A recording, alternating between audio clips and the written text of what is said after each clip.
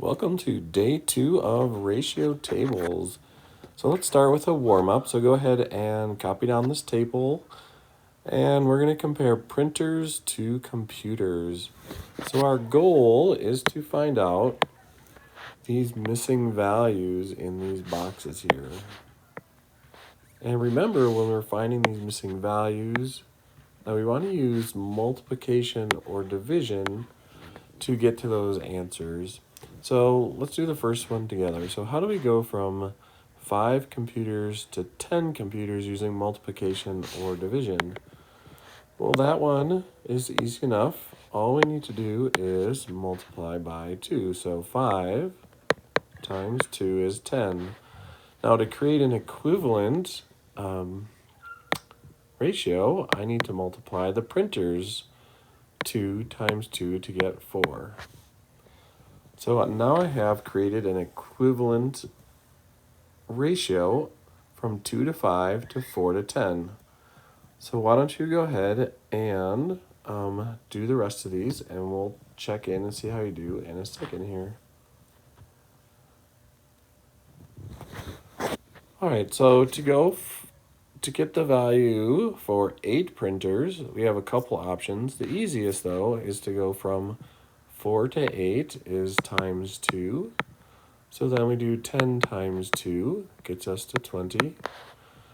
And then again, times 2 to get to 40 computers. So times 2 gets us to 16 printers.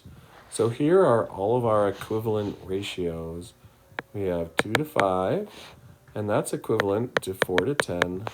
That's equivalent to 8 to 20, which is equivalent to 16 to 40. So each of these is equivalent. We can use ratio just to help us solve word problems. Remember, a ratio table is made up of equivalent ratios. Sometimes it's going to help us to create equivalent ratios that are simplified. And otherwise, we're going to use division to create a simplified ratio and use the table to then solve the problem. So let's go ahead and look at some examples.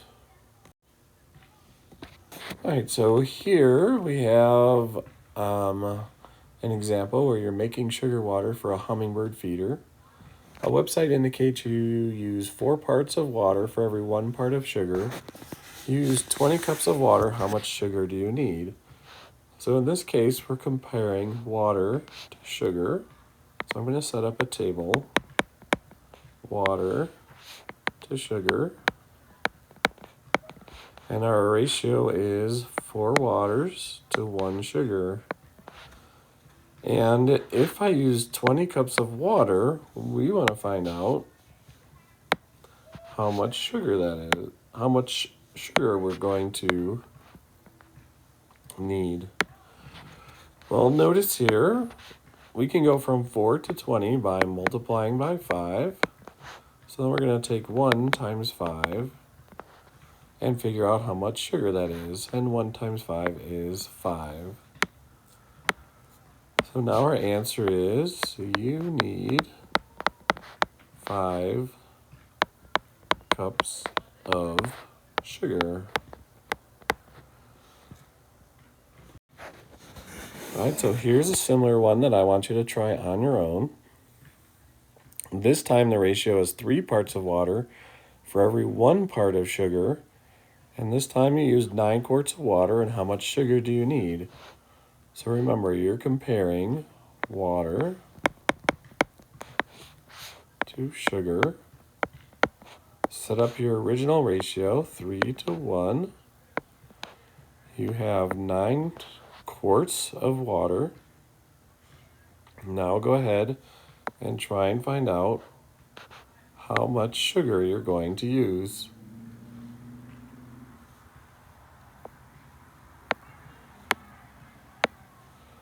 All right, well, you can see we can go from 3 quarts of water times 3 to get to 9. So we're going to take 1 quart of sugar times 3 to get to 3 quarts of sugar.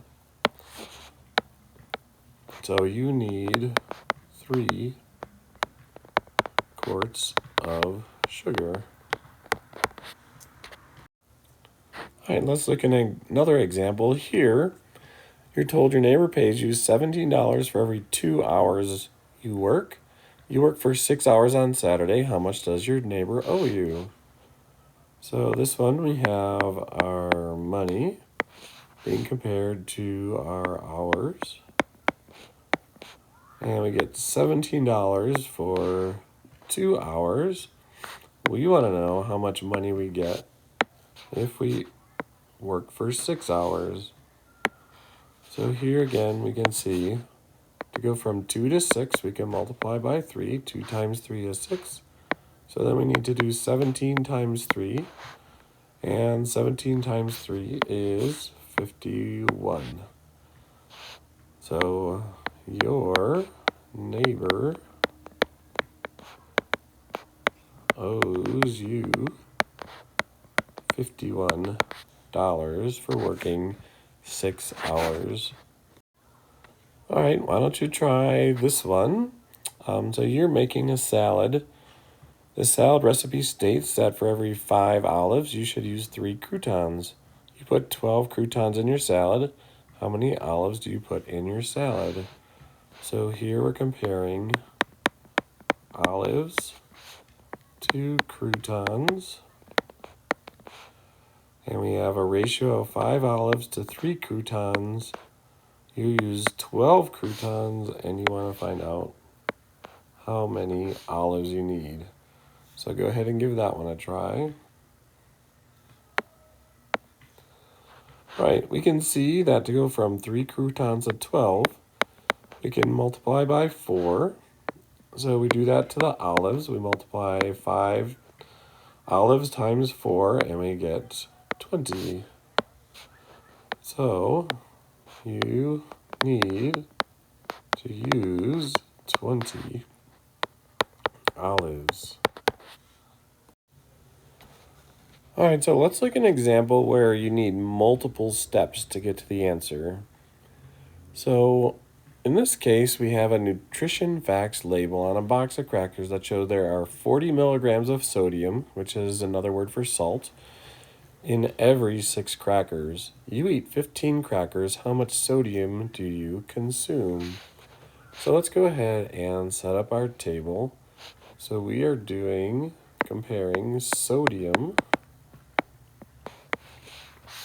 to the number of crackers. And we're told the ratio is 40 to 6. Now, we're told that we ate 15 crackers. Notice there is no easy way to go from 6 to 15. Actually, some of you might see that you can use a decimal to do that. But in case you don't see that, our next strategy is to go ahead and simplify our ratio and then go ahead and find our answer. So think to yourself, I can't easily go from 6 to 15. Let me go ahead and simplify that. So how can I simplify this ratio? Well, 40 and 6, they are both divisible by 2. So I'm going to divide both of these by 2 to simplify. And when I do that, I get a new ratio of 20 to 3. Now, when I look to get to 15 crackers, I do have an easy way to do that. Now I can see to go from 3 to 15, I can multiply by 5. So now I can do times 5. 3 times 5 is 15. So now I do 20 times 5 is 100. So in this problem, you consume 100 milligrams of sodium. Now for part B, you're asked, well, what if you ate 21 crackers? So let me put 21 here. How much sodium do you consume? Well, again, to go from 15 to 21, there really isn't a good way to multiply. But if you remember in our previous lesson, we can go from any of these columns to any other column. And right here we have a 3. And we can easily go from 3 to 21 by multiplying by 7. So let me do that. 3 times 7 is 21. Now, if I multiplied 3 by 7, I also have to multiply 20 by 7. And that will give me 140. So part B of our problem has the answer of you consume 140 milligrams of sodium. And the important thing here is to know that each of these ratios is equivalent, and you can go from any column to any other column. Okay, this is just one way to solve it. There are actually several other ways to solve it, so if you solved it a different way, fantastic. All right, well, here's one for you to try. Instead of crackers, this one's talking about pretzels. So go ahead and give this one a try, and then we'll see how you do. All right, so for this one, we start with our ratio table of 150 to 3. There is no easy way to go from 3 pretzels to 2 pretzels. So what we do is we simplify, divide both by 3, and we say that, well, it's 50 milligrams of sodium for every 1 pretzel. So now all I need to do is double that. So times 2 to get to 2 pretzels, 50 times 2 is 100. So for part A, you consume 100 milligrams of sodium. Now for part B, you eat 5 pretzels. Okay, now there's no easy way to go from 2 to 5. I mean, you could do 2 times 2.5. That would work. But let's go back to our 1. 1 times 5 is 5. So we take 50 times 5 is 250. So you consume 250 milligrams of soda. And like I said previously, there is more than one way to solve this problem, or solve these problems. So if you came up with a different way, that's absolutely fine. Just make sure you show your work.